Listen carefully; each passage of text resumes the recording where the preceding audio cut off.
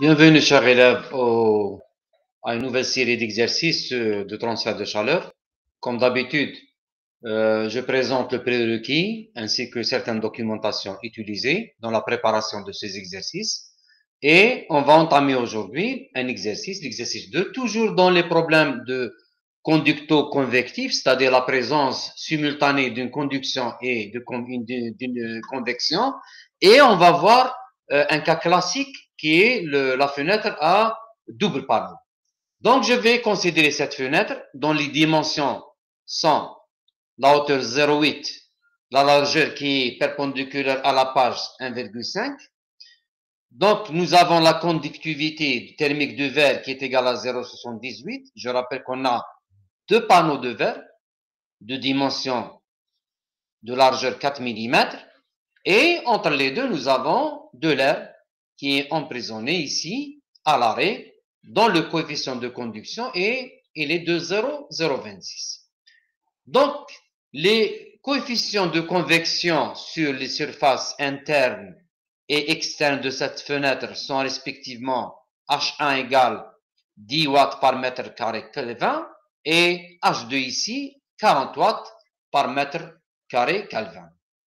Les autres données sont sur la figure, les températures ici, les largeurs des fenêtres et largeur de la quantité d'air qui est emprisonnée.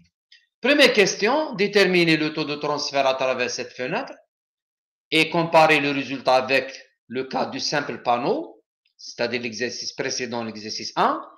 Et deuxième question, déterminer la température T1, qui est la température de notre fenêtre, surface intérieure, c'est-à-dire côté chambre, qui est, je rappelle, à 20 degrés C. L'extérieur de la chambre, c'est l'extérieur de la fenêtre, c'est outside, c'est moins 10 degrés Celsius. Comme hypothèse, nous pouvons dire que le transfert de chaleur il est stationnaire car les températures des quatre surfaces T1, T2, T3 et T4 sont constantes. Nous avons aussi, on suppose que la conduction elle est monodimensionnelle uniquement suivant X et aussi les conductivités thermiques du verre et de l'air restent constantes. Bien. Comme stratégie, nous avons un problème conducto-convectif. Vous avez une conduction à travers les deux panneaux ici, les deux panneaux de la fenêtre, deux panneaux en verre. Voilà. Vous avez aussi une conduction à travers la quantité d'air qui est emprisonnée entre les deux. C'est une quantité qui est à l'arrêt. C'est pour ça qu'on a considéré une conduction. Sinon, si vous avez une petite vitesse, là, vous allez passer directement à la convection. Pour des petites vitesses, vous avez une convection naturelle, mais si vous avez un instrument utilisé, une grande vitesse, là, on parlera d'une convection qui n'est pas naturelle, c'est-à-dire une convection forcée. Là, la quantité d'air, elle est à l'arrêt, donc je considère qu'il y a une conduction à travers la quantité de l'air. Nous avons aussi une convection, bien sûr, c'est les deux surfaces externes de la fenêtre. La surface qui est là, qui est au contact avec l'air environnant côté chambre, et aussi la convection là de cette surface de la fenêtre qui est au contact de l'air côté extérieur. Donc, c'est un problème conducto-convectif. Bien. On utilise aussi l'analogie électrique et on va tracer notre réseau de résistance thermique, Thermal Resistance Network. Dans notre cas, bien sûr, c'est des résistances en série. Nous avons la résistance ici, R intérieur, résistance de convection là.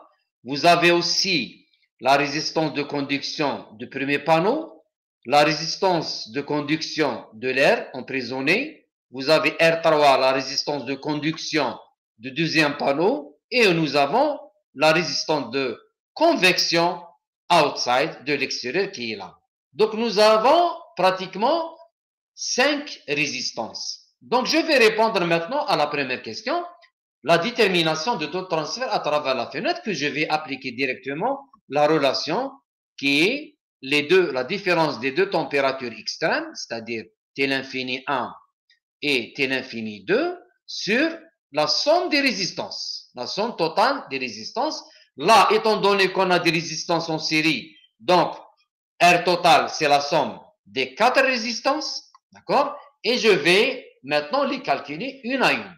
Première résistance, c'est la résistance qui est là, la résistance de convection intérieure, inside. Donc, c'est 1 sur le coefficient de convection qui est là, fois la surface de transfert. La surface A, bien sûr, c'est 1,2. C'est la hauteur fois la largeur qui est perpendiculaire à la page. La résistance maintenant des panneaux, étant donné qu'on a les mêmes panneaux, donc R1 pardon, égale R3. Voilà. Donc la résistance d'un seul panneau, c'est L1, c'est-à-dire l'épaisseur qui est égale à 4 mm, divisé par le coefficient de conduction du verre, divisé par la surface de transfert qui est toujours 1,2.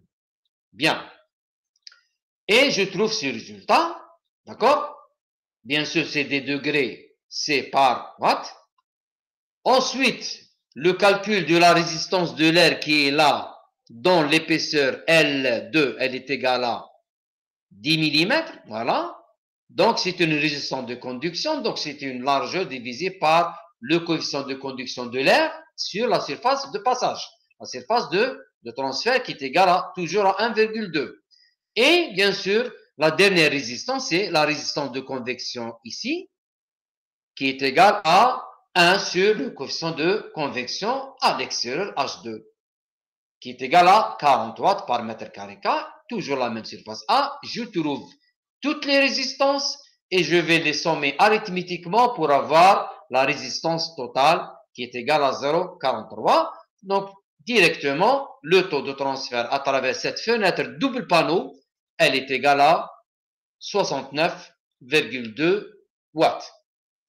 Je vais comparer ce résultat avec le cas du simple panneau, c'est-à-dire l'exercice précédent, l'exercice 1, où pour les mêmes données, nous avons trouvé 266. Remarquez bien que dans ce cas, c'est pratiquement le 1 quart du résultat. C'est-à-dire, le fait d'utiliser un double panneau, la quantité de chaleur transférée, elle est réduite de 1 quart. Donc, ceci est dû bien sûr à la résistance thermique de l'air qui est élevée, parce qu'on sait que l'air, c'est un mauvais conducteur. L'air qui est là, c'est un mauvais conducteur par rapport au verre ou par rapport aux autres matériaux. Donc, on peut voir direct ici les valeurs de la conductivité de l'air, thermique de l'air qui est égale à 0,026. Elle est très petite par rapport à la conductivité du verre qui est égale à 0,78. Et bien sûr, dans les applications réelles, on peut voir que les fenêtres doubles ou même triple panneaux, elles ne permettent pas bien sûr la déperdition de la chaleur de la chambre vers l'extérieur. On garde toujours une bonne ambiance à l'intérieur de notre chambre et on peut remarquer que cette tendance à utiliser les doubles et triples panneaux, elle est très, très utilisée dans les endroits, dans les pays froids, dans les endroits où vous avez vous avez du froid.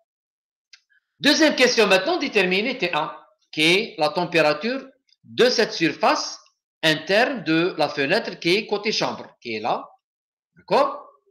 Donc, on sait que sous les conditions stationnaires, on peut dire que c'est le taux de chaleur qui passe ici par convection égale le même qui passe ici par conduction à travers un panneau et la même chose ici. Donc, je peux appliquer directement la loi. Dans la partie convection, le taux de chaleur, c'est la loi de Newton. D'accord? C'est la convection, coefficient de convection, enfin la surface différence de température entre T l'infini 1 et T1. Et dans la partie conduction, bien sûr, c'est la loi de Fourier. On connaît la loi de conduction. Et on peut l'exprimer en termes de résistance. C'est la même chose. Et je peux tirer directement T1 à partir de ma relation où vous avez, bien sûr, la résistance de convection côté 1 qui est déjà calculée auparavant. Et on peut trouver directement la température T1, elle est égale à 14,2 degrés C.